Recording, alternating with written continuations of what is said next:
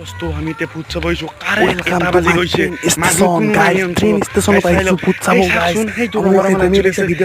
সেইটো চাকচোন ভাই এটা আঙুলিত মাৰি দিয়ক মোৰ সেইটো ৰঙা ৰঙা লাইট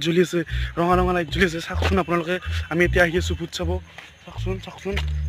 চাকচোন এতিয়া চাই থাক এইটো গাইস ভূত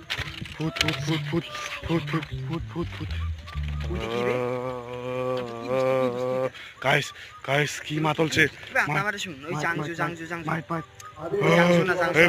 এই আমার ভাইয়ের ভূত ভয় লাগছে